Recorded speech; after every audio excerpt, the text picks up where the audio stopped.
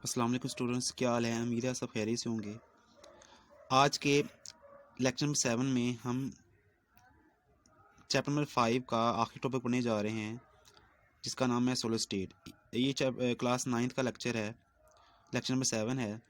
और chapter number हमारे पास 5 है, फिजिकल स्टेट ऑफ मैटर। तो इस चैप्टर का आखिरी टॉपिक हमारे पास है सोलर स्टेट। जैसा कि हमने चैप्टर के शुरू में बताया था कि इस चैप्टर के 3 पार्ट होंगे। पहला पार्ट लिक्विड होगा, गैस होगा, दूसरा पार्ट लिक्विड होगा, तीसरा पार्ट हमारे पास क्या होगा? सोलर स्टेट होगा। तो हमने पहले 2 पार्ट पढ़ लिए थे, गैस, लिक्विड और।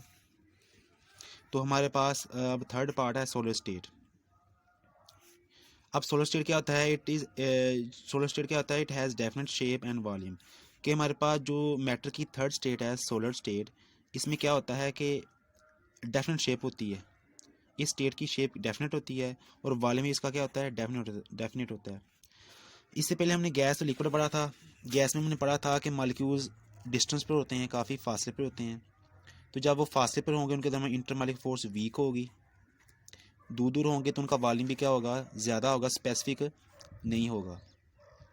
उनकी शेप भी ख़ास नहीं होगी। फिर हमने पढ़ा लिक्विड मॉलिक्यूल थोड़े करीब करीब आ जाते हैं, उनके दरमियान इंटरमॉलिक्यूलर फोर्स थोड़ी स्ट्रॉन्ग हो जाती है।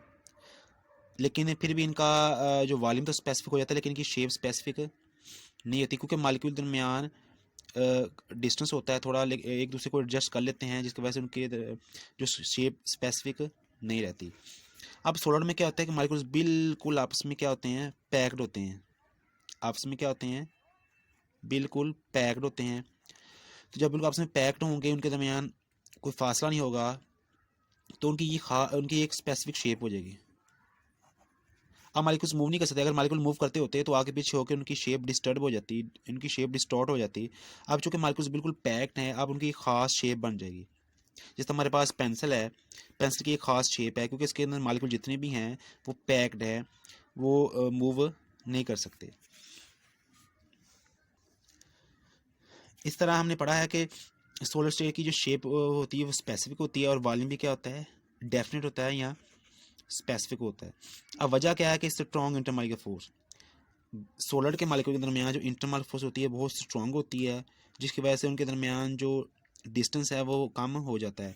गैस में मॉलिक्यूल दूर दूर होते हैं, लिक्विड में मॉलिक्यूल करीब करीब आ जाते हैं थोड़े, और सोलर में तो बिल्कुल आपस में जुड़ जाते हैं, पैक हो जाते हैं।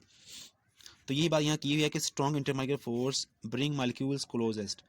इंटरमॉलिक्यूलर फोर्स स्ट्रॉन्ग होने की वजह से मॉलिक्यूल्स करीब करीब आ जाते हैं। Molecules become almost motionless.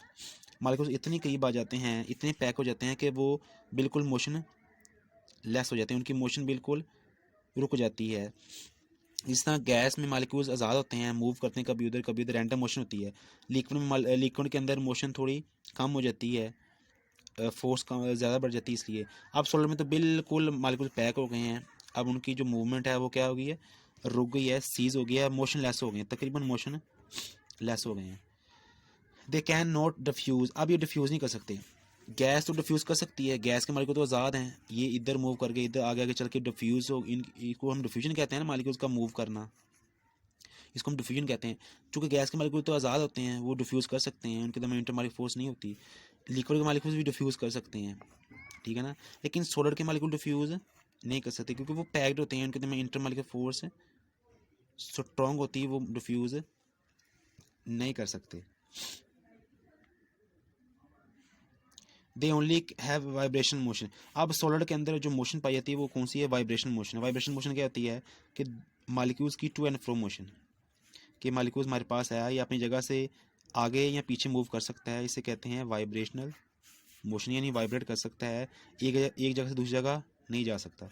अगर ये मॉलिक्यूल यहाँ से यहाँ चले जाए, सोलर के ये अंदर ये मुमकिन नहीं है, बस अपनी जगह पर रह के आगे पीछे मूव कर सकता है, इसे कहते हैं वाइब्रेशनल मोशन। अच्छा, ये तो हमने देखा कि सोलर स्टेट क्या होती है। अब हम देखेंगे टिपिकल प्रॉपर्टीज़। जैसे हमने गैसेस की और लिक्विड की टिपिकल प्रॉपर्टीज़ पढ़ी थी, अब इस तरह हमने सोलर की भी पढ़नी है। तो सबसे पहले इसकी आती है melting point. The temperature at which a solid start melting and coexist in dynamic equilibrium with liquid state. कि ऐसा टेम्परेचर जिस पर कोई भी सॉलिड मेल्ट होना शुरू हो जाए, पिघलना शुरू हो जाए, और पिघलने के बाद वो कोएग्जिस्ट करे, यानी उसकी लिक्विड फॉर्म और सॉलिड फॉर्म, मतलब पहले सॉलिड था, सॉलिड से लिक्विड बनना शुरू हो गया है। तो इस टेम्परेचर पर क्या होगा, सॉलिड और लिक्विड दोनों एक दूसरे के एग्जिस्ट करेंगे डायनामिक इक्विलिब्रियम में। इक्विलिब्रियम की हालत में बराबर मिकदार में सॉलिड और लिक्विड आपस में एग्जिस्ट करेंगे in the form of dynamic equilibrium. तो जिस टेम्परेचर पे ये काम होगा उसे हम कहते हैं मेल्टिंग पॉइंट।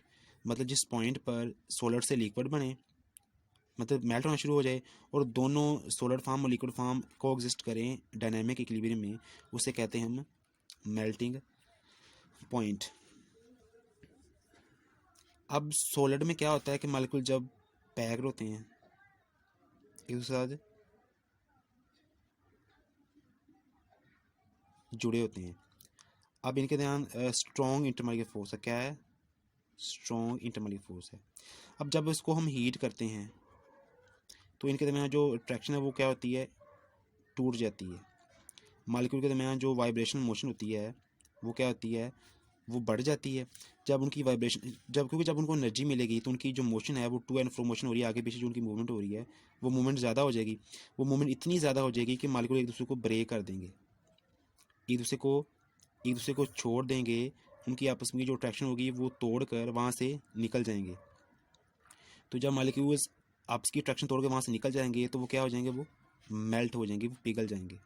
तो इस तरह सोलर क्या होता है? अपनी स्टेट चेंज करके लिक्विड में आ जाता है। कब आता है? जब उसको हीट करते हैं, उनकी जो वाइब्रेशन मोशन है वो बढ़ जाती है। जब वाइब्रेशन मोशन बढ़ेगी, इतनी बढ़ जाएगी कि उनकी आपस में जो अट्रैक्शन है वो मॉलिक्यूल की टूट जाएगी, एक मॉलिक्यूल आज़ाद हो गया अब, ठीक है ना। जब वो आज़ाद हो जाएगा तो सोलर से वो लिक्विड में चेंज हो गया, वो क्या हो गया? मेल्ट हो गया। तो जिस टेम्परेचर पे ये काम हो उसे हम कहते हैं मेल्टिंग पॉइंट। अब सोलर के मेल्टिंग पॉइंट बहुत हाई होते हैं। हाई होने की वजह यही है कि उनके दरमियान स्ट्रॉन्ग इंटरमॉलिक्यूलर फोर्स होती है। हमें टेम्परेचर ज़्यादा देना पड़ता है उनको, उनकी फोर्सेस को तोड़ने के लिए। उनकी मसल मॉलिक्यूल्स के दरमियान जो अट्रैक्शन है उनको तोड़ने के लिए हमें टेम्परेचर ज़्यादा देना पड़ेगा। जब टेम्परेचर ज़्यादा देंगे तो ही जाकर वो पिघलेगा, ठीक है ना। तो इससे सोलर के जो मेल्टिंग पॉइंट होते हैं वो हाई होते हैं। ये था इसकी पहली प्रॉपर्टी सोलर की। दूसरे नंबर पर आती है रिजिडिटी। रिजिडिटी कहते हैं सख्तपन, ठीक है ना। रिजिडिटी का मतलब क्या होता है? सख्तपन, ठीक है ना। कि सोलर जो होते हैं वो हार्ड होते हैं, सख्त होते हैं। Solids are rigid because molecules are not mobile and have fixed position. अब चूँकि अभी मैंने बताया है कि सोलर के अंदर मॉलिक्यूल्स बिल्कुल पैक्ड होते हैं, वो मूव नहीं कर सकते, बस अपनी जगह रह कर इधर उधर आगे पीछे मूव कर सकते हैं, लेकिन यहाँ से निकल कर दूसरी जगह नहीं जा सकते। तो जब वो एक जगह से दूसरी जगह नहीं जा सकेंगे, अपनी जगह रहेंगे, तो इस तरह की खास स्पेसिफिक शेप हो जाएगी और वो क्या हो जाएंगे? हार्ड हो जाएंगे, आपस में जुड़े होंगे, वो मूव नहीं कर रहे। गैस के मालिक्यूल तो मूव कर रहे थे, इसलिए उनकी खास शेप नहीं है, वो हार्ड नहीं होते। अब चूँकि सोलर के अंदर मालिक्यूल्स करीब करीब आ गए हैं, उनके दरमियान अट्रैक्शन ज़्यादा हो गई है, इसलिए ये क्या हो गए हैं? हार्ड हो गए हैं, रिजिड हो गए हैं, और इनकी पोजीशन क्या हो गई है? वो एक स्पेसिफिक हो गई है। तीसरे नंबर हमारे पास जो प्रॉपर्टी आती है वो होती है डेंसिटी की। डेंसिटी हमने पढ़ा हुआ है कि फार्मूला डेंसिटी का क्या होता है? Mass over volume. तो डेंसिटी गैसेस की जो होती है ना सॉलिड की, वो सबसे ज़्यादा होती है। हमने तीनों की डेंसिटी पढ़ी थी। गैस की डेंसिटी सबसे कम होती है, लिक्विड की उससे ज़्यादा होती है, और सॉलिड की सबसे ज़्यादा होती है। वजह ये होती है कि डेंसिटी का फार्मूला होता है मैस ओवर वॉल्यूम। डेंसिटी का फार्मूला ये होता है। अब हमने रूल एक पढ़ा था, अगर नोमीटर में वैल्यू बड़ी हो छोटी हो, डिनोमीटर में वैल्यू बड़ी हो तो जवाब आता है छोटा। अगर नोमीटर में वैल्यू बड़ी हो, डिनोमीटर में वैल्यू छोटी हो तो जवाब क्या आएगा? बड़ा। अब गैसेस का जो वॉल्यूम होता है ना वो बहुत ज़्यादा होता है, मैस कम होता है।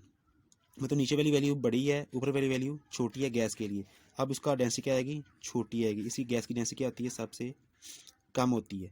लिक्विड के केस में क्या होता है? लिक्विड का मैस बढ़ जाता है, वॉल्यूम थोड़ा कम हो जाता है। तो जब नीचे वाली वैल्यू छोटी होगी, वॉल्यूम कम हो जाएगा, तो जवाब क्या आएगा? बड़ा आएगा। इसलिए लिक्विड की डेंसिटी गैस से ज़्यादा होती है। वजह इसकी यही है कि लिक्विड का वॉल्यूम कम होता है, मैस ज़्यादा हो जाता है।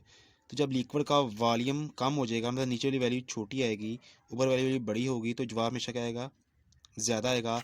ये वजह आती है कि लिक्विड की डेंसिटी जो होती है वो ज़्यादा होती है, क्योंकि लिक्विड का वॉल्यूम कम है, मैस ज़्यादा है। अब सोलर के केस में क्या होता है कि सोलर के केस में वॉल्यूम और कम हो जाता है, मैस और बढ़ जाता है। वॉल्यूम कम इसलिए हो जाता है क्योंकि मॉलिक्यूल्स भी आपस में पैक हो गए हैं, उन्होंने जगह इतनी ज़्यादा ऑक्यूपाई नहीं की हुई। जितनी ज़्यादा जगह ऑक्यूपाई करेंगे उतना वॉल्यूम ज़्यादा होगा। अब चूँकि सोलर में मॉलिक्यूल्स करीब करीब होते हैं, इतना ज़्यादा वॉल्यूम ऑक्यूपाई नहीं करते, इसलिए उनका वॉल्यूम क्या होता है, कम होता है। जब नीचे वाला वॉल्यूम कम होगा तो ऊपर वाला मैस ज़्यादा होगा, तो जवाब हमेशा बड़ा आएगा। इसलिए सोलर का जो डेंसिटी है लिक्विड से भी ज़्यादा आती है।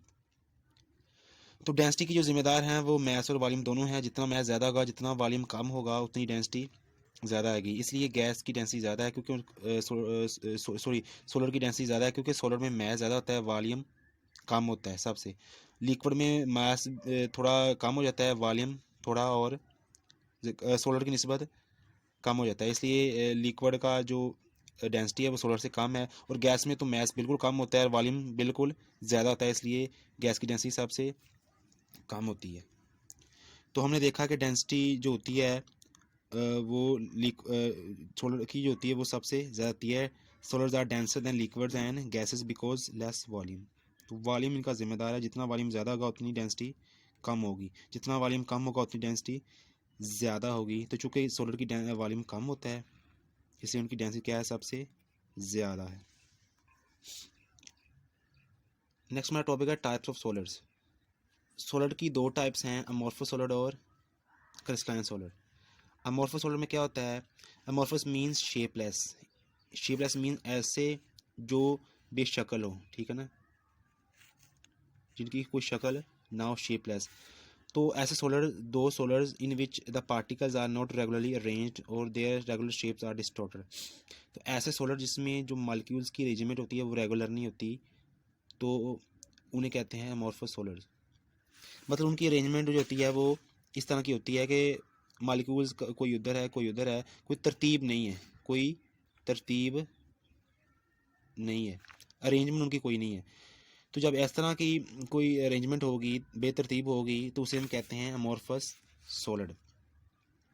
तो इसकी जो एग्जांपल है अमॉर्फस सोलिड की, हमारे पास प्लास्टिक है, रबड़ है और ग्लास है। इन तीनों में जो मॉलिक्यूल्स की अरेंजमेंट है वो रेगुलर नहीं है, इरेगुलरली अरेंज्ड हैं।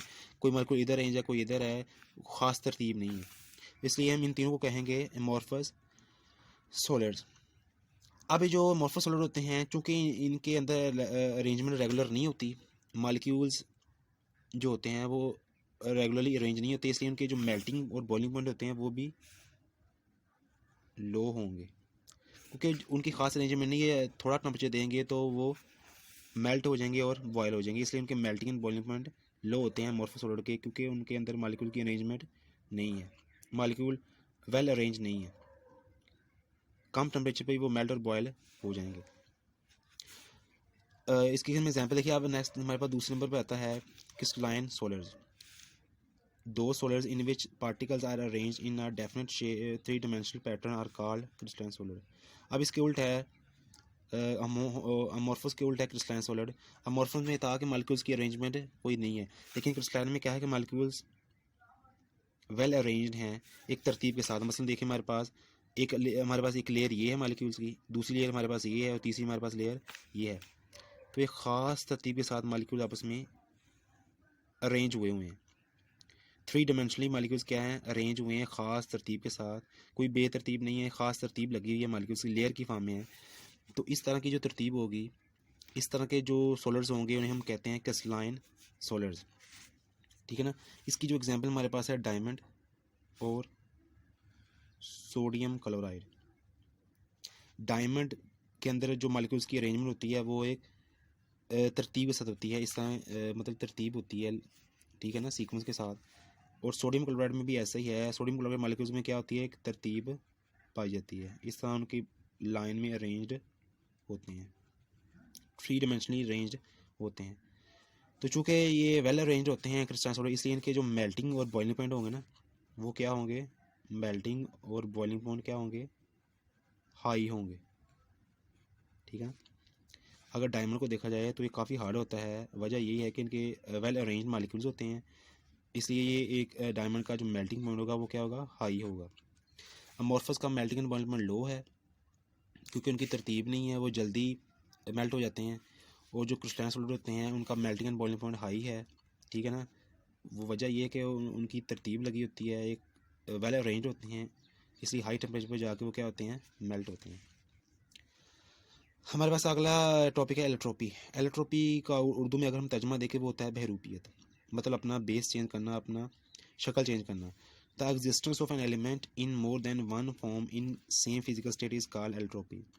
कि कोई भी एलिमेंट हमारे पास है वो सेम फिजिकल स्टेट में रहकर अपनी शक्ल चेंज कर ले, अपनी फॉर्म चेंज कर ले, ठीक है ना, मतलब अपना बेस चेंज कर ले, लेकिन फिजिकल स्टेट उसकी सेम रहे, उसे हम इस प्रॉपर्टी को हम कहते हैं एलोट्रोपी। कोई भी एलिमेंट जो अपनी शक्ल चेंज कर ले, ठीक है ना, अपना फॉर्म चेंज कर ले, लेकिन उसकी फिजिकल स्टेट चेंज ना हो, इसे हम कहते हैं एलोट्रोपी। अब एलोट्रोपी दो तरह से हो सकती है। एक तो हो सकती है due to number of atoms, atom की तादाद के लिहाज से, मगर एटम की तादाद डिफरेंट हो दो कंपाउंड की, तो उसको हम एलोट्रोपी कहेंगे। मिसाल के तौर पर हमारे पास ऑक्सीजन होती है O2 और O3। अब अगर O2 और 3 में देखें तो O2 भी गैस है, O3 भी गैस है, तो इनकी फिजिकल स्टेट क्या होगी, सेम होगी ना, ठीक है ना। तो इनकी फिजिकल स्टेट क्या होगी, सेम होगी। O2 भी गैस है, O3 भी गैस है, तो ये जो ये इनका गैस होना, ये इनकी फिजिकल स्टेट है, तो ये सेम होगी। लेकिन एटम की तादाद डिफरेंट है, इसमें 2 एटम है, इसमें 3 एटम है, तो एटम की तादाद डिफरेंट है लेकिन इनकी फिजिकल स्टेट क्या है, सेम है। और ये दोनों एलिमेंट भी सेम ही है, ऑक्सीजन ही है, ये भी ऑक्सीजन है और ये भी ऑक्सीजन है, ये O2 है, ये O3 है। एटम की तादाद डिफरेंट होगी लेकिन इनकी फिजिकल स्टेट क्या है, सेम है, ये भी गैस है और ये भी गैस है, तो इस तरह इसको हम कहेंगे एलोट्रोपी। तो ये एलोट्रोपी किसकी वजह से है, नंबर ऑफ एटम्स की वजह से, ठीक हुआ। तो इस तरह O2 और O3 ये दोनों एक दूसरे के गए हैं, एलोट्रोपिक फॉर्म है। और दूसरे नंबर पर हमारे पास एलोट्रोपी की जो हो सकती है पॉसिबिलिटी, वो होती है अरेंजमेंट ऑफ एटम। एटम की तरतीब के लिहाज से, एटम की अरेंजमेंट के लिहाज से एलोट्रोपी भी हो सकती है। मिसाल के तौर हमारे पास होता है सल्फर S8, हमारे पास S8 होता है रोम्बिक फॉर्म में। दूसरा हमारे पास S8 होता है मोनोक्लिनिक फॉर्म में, ठीक है ना। तो रोम्बिक जो फॉर्म होती है इसमें मालिक्यूल्स की अरेंजमेंट और तरह की होती है, जो मोनोक्लिनिक फॉर्म होती है उसमें मालिक्यूल्स की अरेंजमेंट और तरह की होती है। होते दोनों सल्फर ही हैं, ये भी S8 है, ये भी S8 है, ये भी सल्फर है, ये भी सल्फर है, लेकिन चूंकि अरेंजमेंट डिफरेंट है, रोम्बिक में अरेंजमेंट और तरह की होती है, मोनोक्लिनिक में अरेंजमेंट थोड़ी डिफरेंट होती है। तो मालिक्यूल्स की अरेंजमेंट के लिहाज से सल्फर की दो अल्ट्रोपिक फॉर्म होगी, S8 रोम्बिक और S8 मोनोक्लिनिक। तो इस तरह मालिक्यूल की अरेंजमेंट के लिहाज से भी अल्ट्रोपिक हो सकती है। तो पहले हमने देखी तादाद के लिहाज से, और ये हमने देखी किसके लिहाज से, एटम की अरेंजमेंट के लिहाज से, एटम की तरतीब के लिहाज से। मतलब एटम की तरतीब कुछ इस तरह की हो सकती है, मतलब लाइन सीक्वेंस के साथ, कुछ की तरतीब, ठीक है ना, कोई और तरीके से हो सकती है। तो S8 में रोम्बिक होगी, S8 में दूसरे S8 में मोनोक्लिनिक होगी, तो एटम की अरेंजमेंट के लिहाज से भी एलोट्रोपी होती है। लास्ट में हमारा टॉपिक है ट्रांजिशन टेम्परेचर। ट्रांजिशन टेम्परेचर क्या होता है, the temperature at which one allotrope changes into another allotropic form. के हमारे पास एक एलोट्रोपी दूसरी एलोट्रोपी में चेंज हो, जिस टेम्परेचर पर ये चेंज है उसे कहते हैं ट्रांजिशन टेम्परेचर। मिसाल के तौर पर हमारे पास होता है S8 रोम्बिक और S8 मोनोक्लिनिक, अभी हमने पढ़ा है ये वाला। तो ये दोनों आपस में इंटरचेंज होती हैं, रोम्बिक मोनोक्लिनिक में और मोनोक्लिनिक रोम्बिक में चेंज होती हैं, इंटरचेंज होती हैं। जिस टेम्परेचर पर ये चेंज होंगी, मतलब जिस टेम्परेचर पर एरोम्बिक मोनोक्लिनिक में चेंज होगी या मोनोक्लिनिक रोम्बिक में चेंज होगी, इसे हम कहते हैं ट्रांजिशन टेम्परेचर। तो अगर हम देखा जाए तो इस केस में जो ट्रांजिशन टेम्परेचर होगा वो 96 डिग्री सेंटीग्रेड होगा, ठीक है ना। मतलब 96 टेम्परेचर पर डिग्री सेंटीग्रेड पर रोम्बिक जो फॉर्म होगी सल्फर की, वो मोनोक्लिनिक फॉर्म में चेंज हो जाएगी। हमारे पास एग्जांपल है फास्फोरस की P4। फास्फोरस वाइट होता है और हमारे पास फास्फोरस रेड होता है, ठीक है ना। तो ये भी एटम की अरेंजमेंट के लिहाज से होता है। तो जो P4 वाइट होगा वो चेंज होगा P4 रेड में, रेड में चेंज होगा और रेड वाला वाइट में चेंज होगा, जिस टेम्परेचर भी चेंज होंगे उसे हम कहते हैं ट्रांजिशन टेम्परेचर। और कितना टेम्परेचर है ये 250 डिग्री सेंटीग्रेड। और तो हमारे पास तीसरी एग्जांपल है टिन एस एन ग्रे और एस एन वाइट, यानी S N grey S N white में चेंज होगा 13.2 टेम्परेचर पर, 13.2 डिग्री सेंटीग्रेड पर ये आपस में एस एन ग्रे और एस एन वाइट चेंज हो गए। एस एन ग्रे की जो शेप होती है वो क्यूबिक होती है और एस एन वाइट की जो शेप होती है वो होती है टेट्रागोनल। तो ये भी एटम की तरतीब, मॉलिक्यूल्स की तरतीब की वजह से इनका जो एलोट्रोपी फॉर्म होती है S N cubic S N tetragonal, ठीक है ना। तो जिस टेम्परेचर भी चेंज हो गए उसको हम कहते हैं ट्रांजिशन टेम्परेचर, और इस केस में जो टेम्परेचर वो है 13.2 डिग्री सेंटीग्रेड। तो इस तरह से हमने इस लेक्चर में चैप्टर नंबर 5 नाइन्थ केमिस्ट्री का चैप्टर नंबर 5 जो फिजिकल स्टेट ऑफ मैटर उसका आखिरी टॉपिक पढ़ा है हमने। सोलर स्टेट क्या होती है, टिपिकल प्रॉपर्टीज़ उसकी क्या है सोलर स्टेट की, मेल्टिंग पॉइंट होता है, रिजिडिटी होती है, फिर हमने पढ़ा डेंसिटी सोलर की क्या होती है। फिर हमने देखा कि टाइप्स ऑफ सोलर्स कौन कौन सी हैं, दो टाइप्स होती हैं मॉर्फो सोलर, उसकी हमने एग्जांपल देखी। फिर हमने क्रिस्टलाइन सोलर क्या होते हैं वो पढ़ा हमने, फिर उसकी हमने एग्जांपल देखी। और लास्ट पे हमने टॉपिक पढ़ा एलोट्रोपी। एलोट्रोपी क्या होती है, वो एलोट्रोपी किन किन वजह से हो सकती है, वो दो हैं, due to number of atoms और due to arrangement of atoms. Last में हमारा छोटा सा टॉपिक है ट्रांजिशन टेम्परेचर, वो हमने पढ़ा कि ट्रांजिशन टेम्परेचर क्या होता है, फिर हमने उसकी 3 एग्जांपल देखी हैं। उम्मीद है आपको लेक्चर पसंद आया होगा। इंशाल्लाह नेक्स्ट लेक्चर में हाजिर होंगे। Okay, goodbye, thanks.